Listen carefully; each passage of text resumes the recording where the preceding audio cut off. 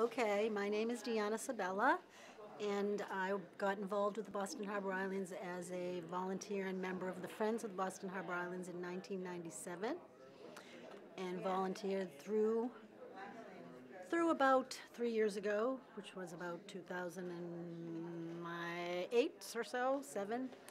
And in 2002 of that summer, I was also one of the National Park Rangers.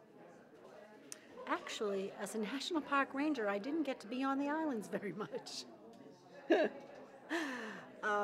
Oftentimes, I was either in the office doing reservations for Boston Light Tours, or there's a kiosk, or there used to be a kiosk on Long Wharf, an information kiosk, which isn't there anymore. And then other times, sometimes I was on boats doing activities with children. And then I did do tours of the Boston Light out at Little Brewster Island.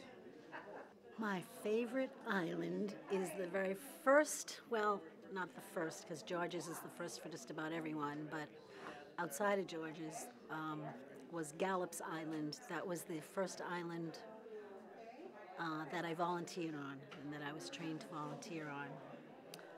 And I just adored Gallup's Island. Gallup's Island is one of the smaller of the islands, and I have some physical challenges, so it was just the right size for me to get around.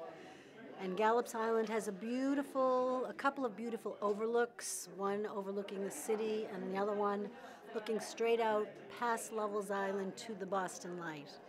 And it's a beautiful place that I used to go to early in the morning when I camped out there, and just in the silence of no one else being there, just do my yoga overlooking the Boston Light and the open ocean.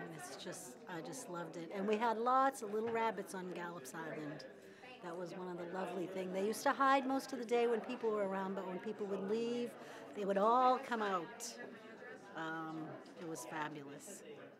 I've started volunteering alone, and I made friends from other people that I met on the islands. And in fact, today to this event, I came with another person who volunteered on Gallup's Island, who's become a long-term best friend ever since around 98 or so, 99. Yes, and I'm still grieving. Be still my heart. I'm still one of those people who's still cranky about that fact, and waiting for the day when they'll supposedly open it. But they closed it because they found asbestos around a lot of the old foundations, and decided that it was not safe. But I'm actually confused about that, because I believe that there's also asbestos on a lot of the other islands and a lot of the other old foundations, that it's not just at Gallup's. But well, it's really funny when I think about it, because I grew up in Boston. I think I'd been to George's Island once or twice many, many years ago, like a lot of people. And actually, as the story goes, because I come from a family of commercial fishermen, and I found out years after I'd gotten involved with the island from one of my aunts, who's since passed, that my grandfather used to take them out to the islands, and this was before the islands probably were public. And they would go out and have their picnics. They would bring their big pot of spaghetti sauce and pasta, and he would take them out in their boat to probably to George's Island, which at the time was probably not being used publicly. It was just there and available. But I got involved because actually in I think it was 97, in the winter, early spring of 97, I took a trip down along the Gulf Coast of Florida. And I fell in love with just a lot of the natural habitat there. And I've always been an ocean person and needed to be by the sea a lot. But after I was there about 2 months. When I got back to Boston, it was in May sometime, I just felt the need to be around nature more. And I'll be honest with you, I have no clue. I have no idea. I don't remember how I found the friends. I wanna say I saw something in the Globe, maybe in the Globe calendar at that time. I'm not sure. And I remember I called and I spoke to Nancy Martin, who was the then director, And I was concerned that I wouldn't be able to volunteer because I have some chronic pain problems with my feet and I can't be on my feet too long. And it turned out to be the perfect thing because Nancy herself has some disabilities. And so she was just the perfect person to interview me. And she, you know, she just tried to make me feel better about the fact that I would be able to do it, in fact. And she purposely put me on Gallops Island because it was the smaller of most of the islands. And it was fine. I was able to do, as a volunteer, of course, you do as much as you can do, and what you can't do, it's okay because you're volunteering. So it worked out great. And once I got involved, that was it. I was hooked once I started going out there. And camping out on Gallops, oh, heaven on earth. Because Gallops was not a public camping island. So when all the people would leave on the last boat, which in those days was around 4 or 4:30, we would have the island to ourselves.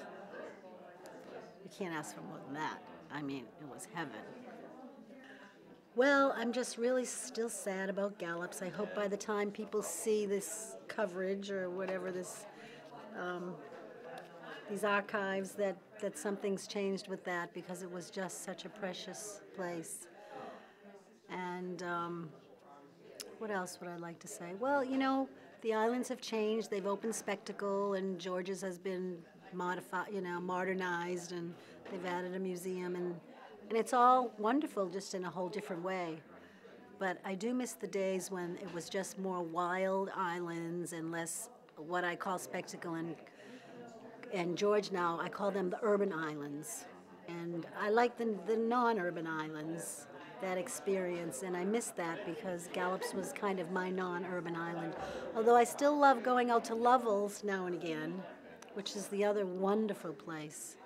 Because on Lovell's, even though it's not a public beach, you can swim on the inner harbor side, which is a channel called the Narrows, and the water's a little warmer and it's really beautiful.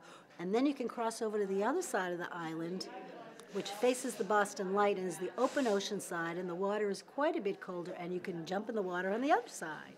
So it's really fun. Sometimes I've done that with friends, gone over to one side and swim, and then ran over to the other side and jumped in the colder water after being in the warmer water, and just being like as far out as you can be in the water.